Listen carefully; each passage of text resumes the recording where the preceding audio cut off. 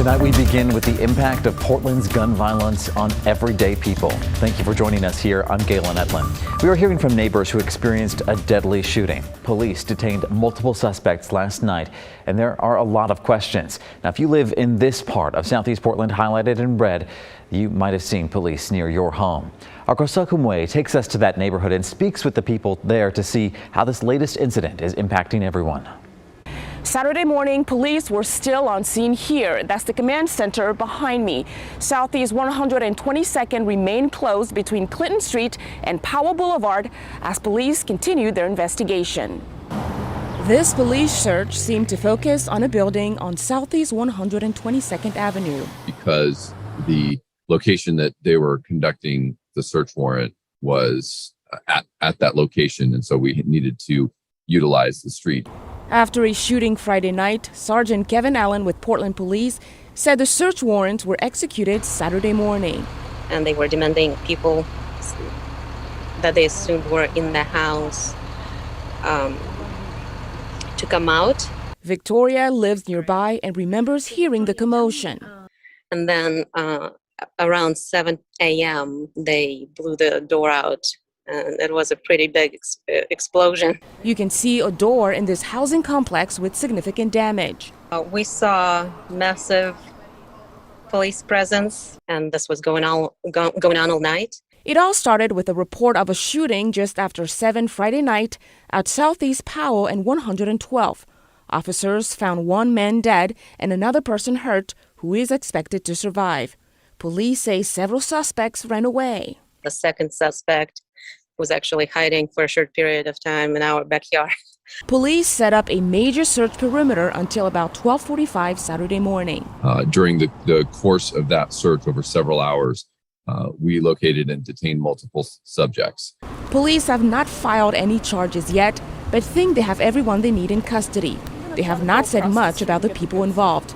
Neighbors here, like Victoria, are shaken by the shooting, but not surprised. It's either street racing, or a fire, or some kind of explosion, or some kind of arrest. This is not the first time people are hiding in our backyard. Well, it's like that's probably the most dramatic for my neighborhood, but not real out of the ordinary. This is just Southeast Portland. This is an every day. There's fights over here in the Safeway parking lot constantly. We have a joke, you don't need cable TV in Southeast Portland. Anyone with information about this case is asked to contact Portland Police. In Southeast Portland, Christelle Kumwe, KGW News. And police in Gresham are also investigating 2 overnight shootings that were described as gunfights. Around 2:30 this morning, officers responded to North Main Avenue between 1st and 2nd Streets. Police think the shooter fired more than a dozen shots, but luckily no one was hurt. Then about 40 minutes later, officers got called to Southeast Barnes Road and 21st Drive. Witnesses there said people in a car shot into a home.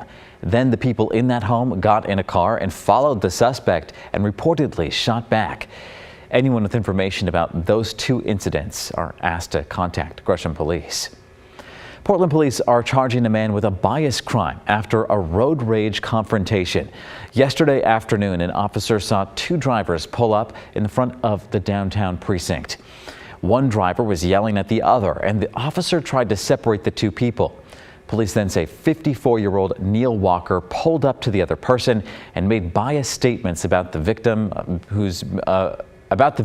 of being of Asian descent.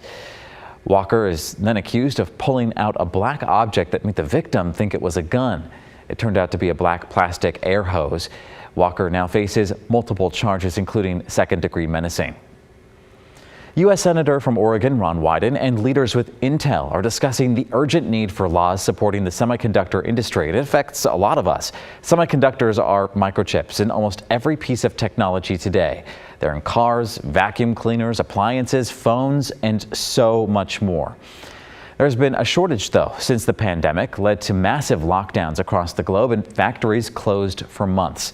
While the world has worked to open new factories to produce the vital part, only 4 have been announced in the U.S. And Intel said now is the time to act.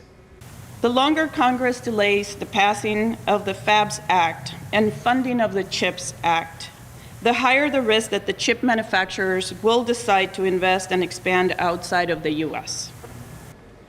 Senator Wyden says his goal is to get Congress to vote on major legislation about this before the Senate recess in August. He says there is no opposition from either party. Well, a new health campaign launched in Oregon yesterday called Rethink the Drink. It's from the Oregon Health Authority and raises awareness about the risks of excessive drinking, as you can imagine. Now, they say it's a problem that affects more than 1 in 5 adults in Oregon. Heavy drinking is defined as more than 8 drinks a week for women or 15 for men. The campaign includes TV, radio, and digital ads, social media pages, and ways for local organizations to get involved. The ultimate goal is to reduce excessive drinking.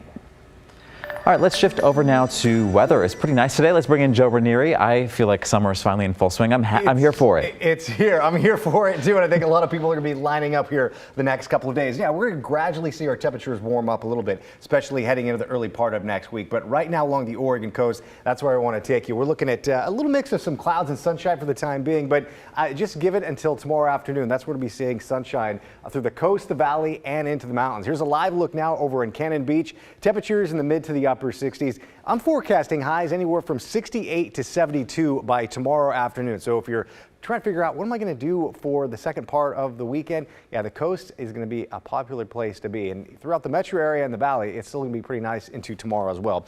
Currently, we're looking at readings in the upper 70s throughout King City, Hillsborough, a little bit warmer farther south along Highway 99 there. Sherwood, you're looking at a temperature of 83 degrees. Along the east side of the state, we're looking at temperatures in the low 80s. Now, along the Oregon-Idaho border, we are looking at some thunderstorms popping up. So if you're going to be in that direction of the state here the next couple of days, slight chance to see them late tonight and into tomorrow. But our weather headlines, a very nice stretch of summer weather on the way. Morning clouds tomorrow, followed by afternoon sunshine, and daytime highs are going to be right around the low to the mid 80s tomorrow. We do heat up though for the early part of next week. We're going to be seeing our temperatures go from basically warm and kind of pleasant for early July to downright hot. I think forecasting highs right around the mid 90s heading into Monday, but a little bit cooler for Tuesday. So basically Monday and Tuesday we'll be seeing a round of heat followed by some cooler temperatures by the later part of next week.